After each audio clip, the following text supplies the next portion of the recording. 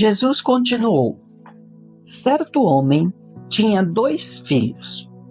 O mais jovem disse ao pai: pai, eu quero a minha parte da herança agora. Então o homem dividiu os seus bens entre os filhos. Alguns dias depois, o filho mais novo juntou tudo o que ele tinha e foi para um país distante. Lá, ele perdeu todo o seu dinheiro, vivendo de uma forma irresponsável. Depois que ele gastou tudo, o país em que ele estava foi atingido por uma severa falta de alimentos e ele estava faminto. Então, ele arranjou um trabalho com um dos donos da terra de lá, que o mandou para os seus campos para alimentar os porcos. Ele estava com tanta fome que comeria até mesmo a comida dos porcos, mas ninguém lhe deu nada para comer. Quando ele caiu em si, pensou: todos os trabalhadores do meu pai têm o bastante para comer. Então, por que eu estou morrendo de fome aqui? Eu irei voltar para a casa do meu pai e lhe direi: pai, eu pequei contra o céu e contra você.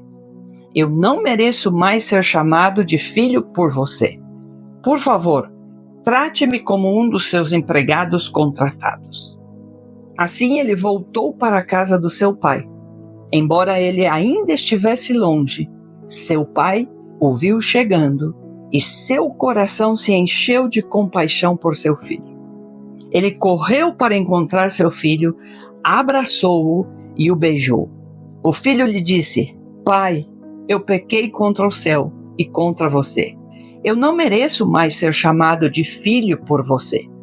Mas o pai disse aos seus empregados: rápido, tragam a melhor roupa e vistam nele. Ponham um anel em seu dedo e sandálias em seus pés. Tragam o bezerro que estivemos engordando e matem-no. Vamos fazer uma festa para comemorar.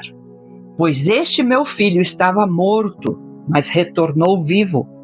Ele estava perdido, mas agora foi encontrado. Então eles começaram a comemorar. Enquanto isso, o filho mais velho estivera trabalhando no campo. No caminho de volta para casa, ele ouviu a música e viu pessoas dançando.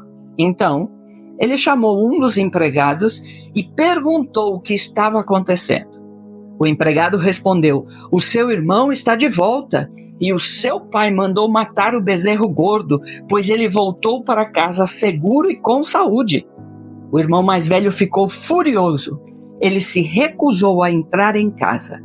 Então, seu pai saiu para insistir com ele para que entrasse. Ele disse ao seu pai: veja, todos esses anos eu trabalhei para você. Eu nunca desobedeci a uma ordem sua, mas o Senhor nunca me deu nem mesmo um cabrito para que eu festejasse com os meus amigos. Agora, esse seu filho volta, depois de ter gastado todo o seu dinheiro com prostitutas, e você mata o bezerro gordo para ele. O pai respondeu: meu filho, você está sempre ao meu lado. Tudo o que eu tenho é seu, mas nós devemos ficar felizes e comemorar, pois este é o seu irmão, que estava morto, mas que voltou vivo. Ele estava perdido, mas foi encontrado. E você? Como se sentiria se o irmão que gastou o dinheiro da herança que o pai deu para ele voltasse para casa depois de ter feito estas coisas erradas e fosse recebido com festa? Será que no seu coração haveria perdão para este irmão? Haveria comunhão para poder restaurar a condição dele como irmão, como filho, como parte desta família?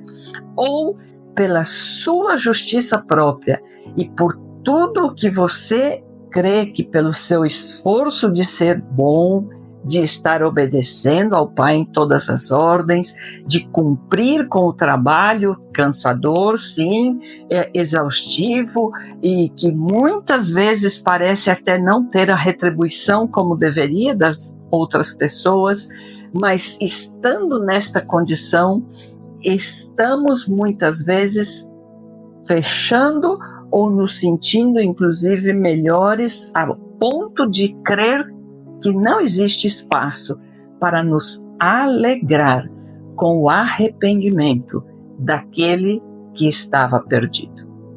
Nós temos que entender que Deus estava aqui ensinando princípios, como os da vida, que é produzido através do arrependimento.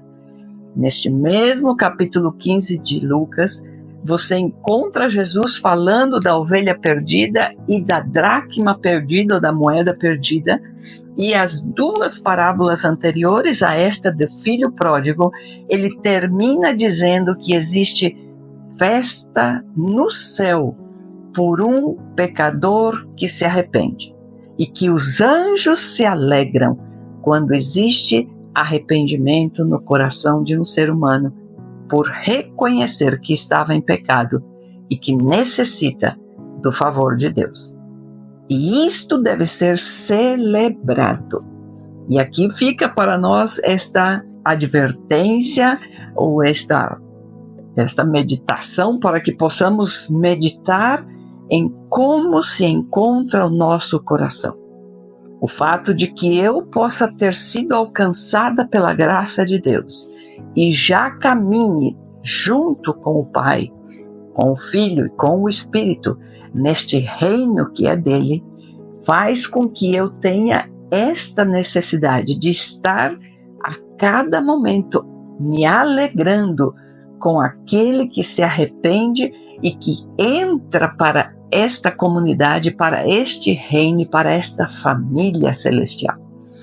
Este é o princípio que Deus quer que nós entendamos, que existe no coração dele este anelo de ver seus filhos que pecaram, que estão perdidos, mortos.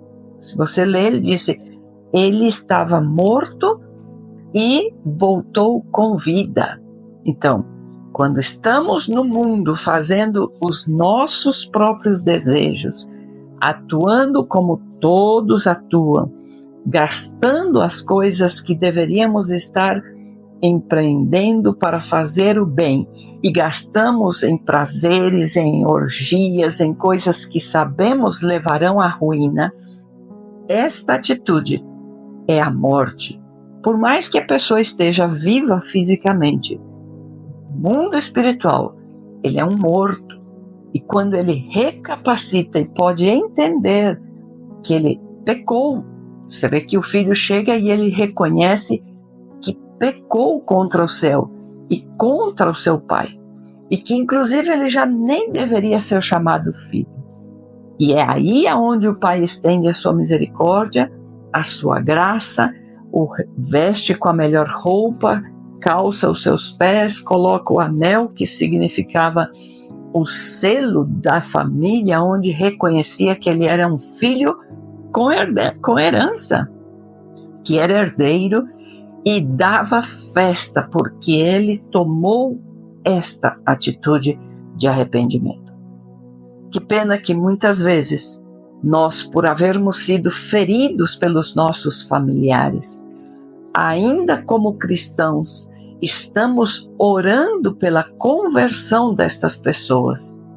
Mas pode até ser que lá no fundo do coração deste cristão, que ao ver uma pessoa que feriu tanto a sua vida se converter, se arrepender dos seus maus caminhos e realmente começar a viver com o Senhor da forma como Deus quer, muitas vezes pode provocar até ciúmes, como este irmão maior que ficou com ciúmes porque o pai fez uma festa, celebrou, matou o boi que estava engordando para um momento especial, e ele não foi capaz de celebrar, senão que ele teve ciúmes.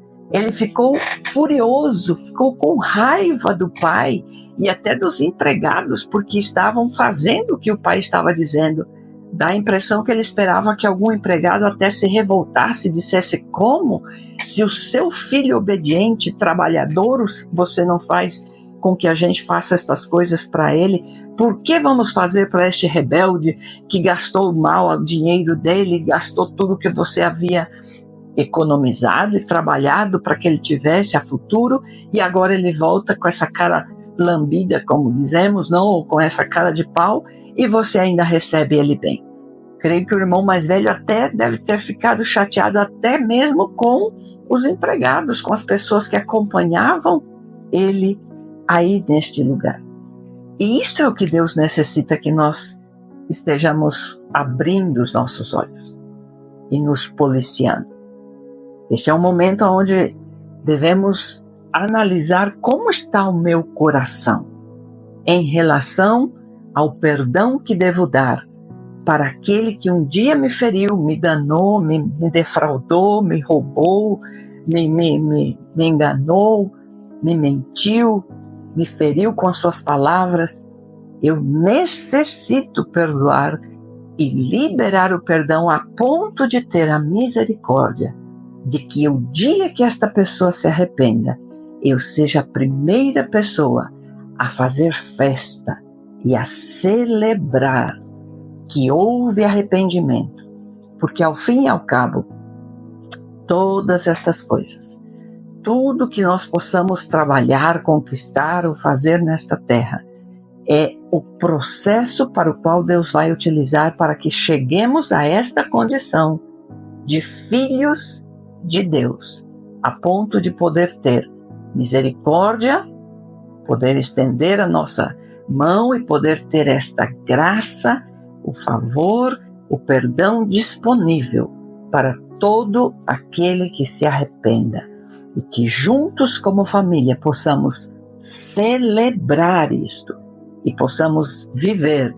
esta comunhão para que juntos possamos estar na eternidade, no reino de Deus, vivendo debaixo dos seus princípios, aonde todo pecador que se arrepende será bem recebido e encontrará o anel de filho, a roupa e o sapato e a festa, porque sim tomou a decisão correta para sair da morte para a vida, para deixar de estar perdido neste mundo desorientado e entrar para um caminho com princípios, com leis, com mandamentos que levará ele à vitória.